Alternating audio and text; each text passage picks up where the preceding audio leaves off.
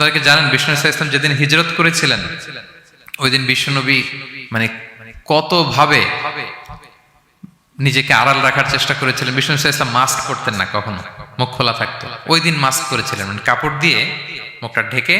আল্লাহ যখন বললেন আজ রাতে হিজরত হবে, রাসূল সাল্লাল্লাহু আলাইহি ওয়াসাল্লাম দুপুরবেলা বেরোলেন আবু বকরকে জানানোর জন্য। তিনি দুপুরবেলাও কখনো বেরোতেন না। ওয়াক্তাল কাইলুলা, এটা রাসূল সাল্লাল্লাহু আলাইহি ওয়াসাল্লামের বিশ্রামের সময় ছিল।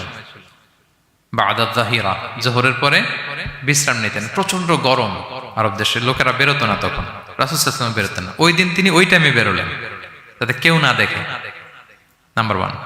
নাম্বার 2, উনি সবসময় খোলা মুখে বেরোন, ওই দিন তিনি মুখ ঢেকে বেরোলেন যাতে দূর থেকে কেউ দেখলেও একটা গ্ল্যান্সের টের না পায় এটা মুহাম্মদ।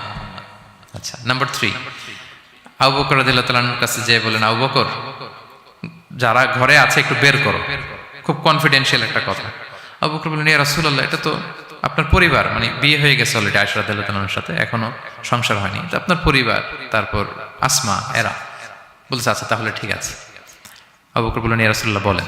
আল্লাহ রাসূল বললেন, আল্লাইলা, সংক্ষেপে, মেসেজ কিন্তু সংক্ষেপে দিতে হয়। বললেন আল্লাইলা, আজ রাতে।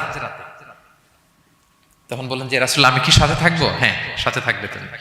তো আগে ইঙ্গিত পেয়ে অনেক আগেই একটা উটকে আবু বকর রাদিয়াল্লাহু তাআলা আনহু ঘাস খাওয়াচ্ছিলেন, পানি খাওয়াচ্ছিলেন, নাদুস নুদুস করছিলেন। তো ওই রাতেই বের হয়ে গেলেন। এবার আবু বকর রাদিয়াল্লাহু তাআলা আনহু কতটুকু প্ল্যান করলেন দেখেন।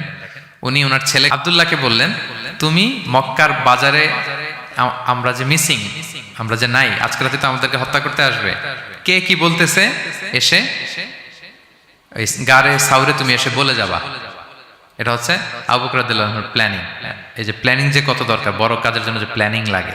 রাসূল সাল্লাল্লাহু আলাইহি ওয়াসাল্লাম প্ল্যান করছে কিভাবে? দুপুরে বেরোইছেন, মুখ ঢেকে বেরোইছেন, সবার সামনে বলতে চাচ্ছেন না, শর্ট ওয়ার্ড দিয়ে বলে ফেলতেছেন।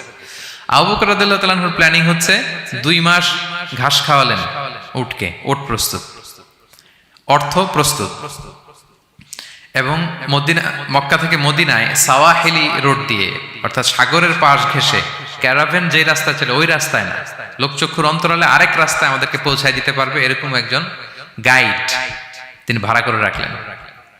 ছোট্ট ছেলে আব্দুল্লাহকে বলেন, আব্দুল্লাহ আমরা যখন গারে সাউরে 3 দিন থাকবো, তুমি সকালবেলা মদিনার মক্কার বাজারে ঘুরবা, কে কি বলে আমাদের ব্যাপারে, আবু বকর মুহাম্মদ নিয়ে কে কি বলে এসে আমাদেরকে শোনাবা। তো ছোট্ট ছেলে আব্দুল্লাহ যখন এই তথ্য দিয়ে যাবে, আব্দুল্লাহর ফুটপ্রিন্ট থাকবে না, বের হয়ে মরুভূমি দিয়ে হেঁটে গারে সাউর, আবার হেঁটে, তো ফুটপ্রিন্ট কেউ ফলো করলে তো সোজা আল্লাহ রাসূল এবং আবু বকরের কাছে পৌঁছে যাবে।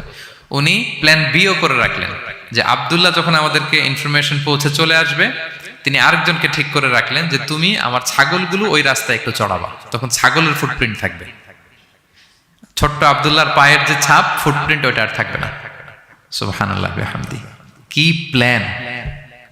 ঠিকই আব্দুল্লাহ যেত, ফুটপ্রিন্ট পড়তো, এরপর তার রাখাল এসে ছাগল চড়াতো ওখানে, ফলে এখন শুধু ছাগল হাঁটার দাগ, ছোট্ট বাচ্চার আর দাগ নেই। এভাবে ওনারা হিজরত করেছেন, এরপরে তাওয়াক্কুল করেছেন আল্লাহর উপর। আর আমরা বলি যা করে আল্লাহ, আল্লাহর উপর তাওয়াক্কুল করলাম, এরকম বলি না? যা হবে হবে, এটা তাওয়াক্কুল হয়েছে? আমরা টিপিক্যাল বাঙালি মুসলমানরা কি বলতাম? আমি আল্লাহর নবী, আমি কাফেরদের নাকের ডগার উপর দিয়ে যাব, দেখি কে ঠেকায়, কার শক্তি বেশি, কুরাইশদের শক্তি বেশি না আল্লাহর শক্তি বেশি, এরকম বলতাম না? যে আমি রাতের বেলায় কেন যাব, আমি দিনের বেলায় আবু জাহেলের নাকের ডগার উপর দিয়ে হেঁটে যাব, দেখি কার শক্তি বেশি, আমার আল্লাহ বড় নাকি আবু জাহেল বড়। এরকম সস্তা কিছু আবেগিক কথা আমরা বলতাম। কিন্তু বিষ্ণু ঈসা ইসলাম কিরকম প্ল্যানিং করেছেন দেখেন, ওনার রোলটা উনি প্লে করেছেন, এবং সব শেষে ভরসা করেছেন কার উপর? আল্লাহ তাআলার উপর। তাহলে প্ল্যানিং, বড় কাজ করতে হলে আপনাকে প্ল্যানিং লাগবে।